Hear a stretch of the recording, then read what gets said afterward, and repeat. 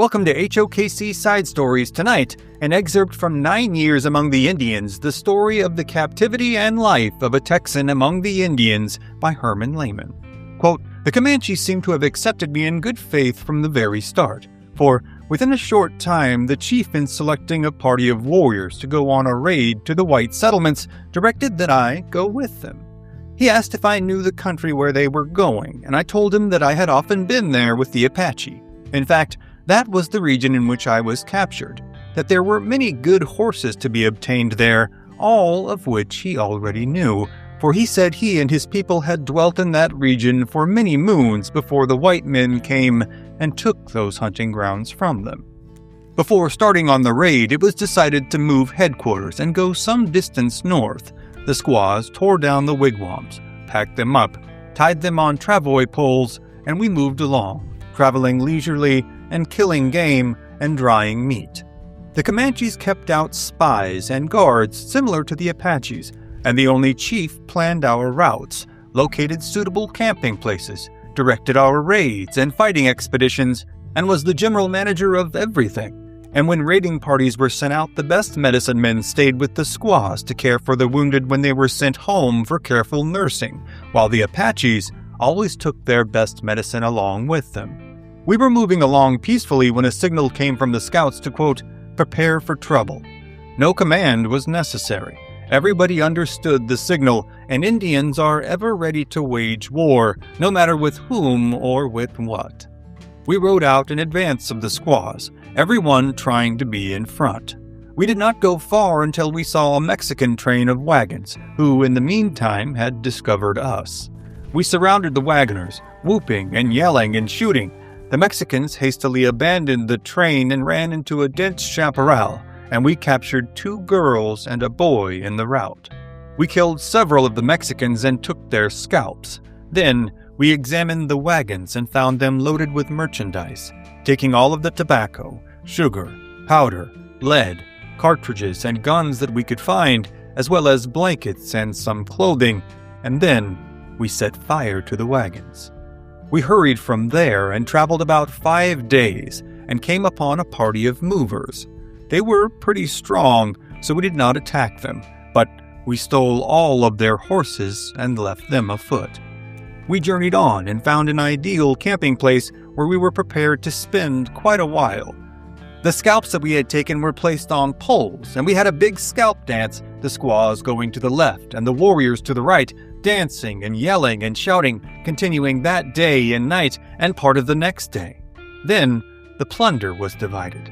For a while we hunted and killed an abundance of game and supplied the camp with meat. And then the raiding expeditions were arranged. We divided into small squads and started out to steal. The band I was placed with came down the Colorado River, crossed over to the San Saba, and then to the Llano, stealing all the way. Down near Pack Saddle in Llano County, we came upon a party of white men who hid under a bluff and a rock and gave us a hard fight. 3 of our men were killed outright, and several more were wounded. We must have made it hard for the whites, for they did not try to follow us. Several of our horses were killed and some wounded, but we managed to keep the herd together and made our escape. That night, we passed a party of rangers or Minutemen. They had left an old slave to guard the horses. We sent an arrow through his heart and got away with all of their horses, and hurried away from there before reinforcements could come. We rode in a run day and night, never stopping to eat or sleep until we made it back to the open country and went back to our camp, only to find it deserted. Signs left on the ground told us that a battle had taken place there in which some Tonkaways and whites had been a measure successful, and that our people had fled to the sand hills, followed by the Tonkaways and the soldiers.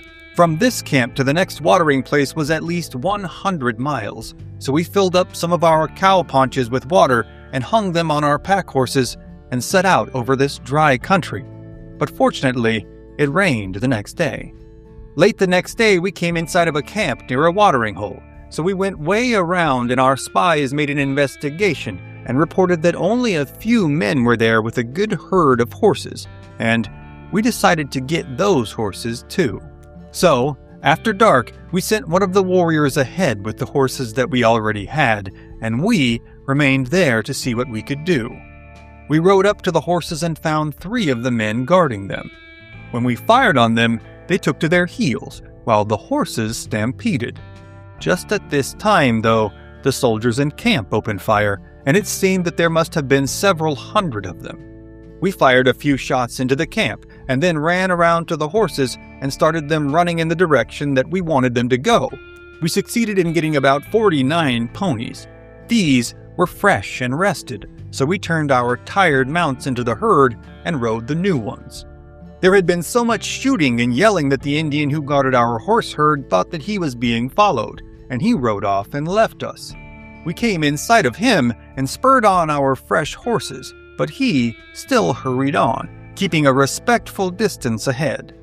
We raced with him for many miles before he discovered that we were not, in fact, the soldiers, but he had not lost a single horse. We put the herds together, and we 12 warriors had nearly 100 good horses, and our enemies were practically afoot. In 3 or 4 days, we overtook the squaws and children with the camp equipage, and as soon as they learned that several of the warriors with our party had been killed, they set up a wailing and began gashing themselves with knives. We had lost 3 braves on this raid, and when we got back to the tribe, we had no war dance. And that concludes this episode of HOKC Side Stories. Thank you so much for tuning in again. Got lots of stuff in the pipeline coming up for you guys. Got the Dade Massacre coming up, some more Texas Ranger stuff. We just put up a compilation of some of the worst, most deadliest intertribal battles. So go check that out. That's what I think we do that really well. We do the intertribal stuff well. So I'm excited for you guys to see that. Lots of live streams coming, shorts every day, more shorts or more side stories. I made them up. I should know what they're called. But yeah, just want to thank you guys for all of the support. Can't wait for you to see what's coming up next, and keep staying tuned here. We got lots of stuff coming up. Thanks again, and we'll talk to you guys soon. Bye. And I forgot to say this. Thanks for tuning in to History at the OK Corral, home of history's greatest shootouts and showdowns.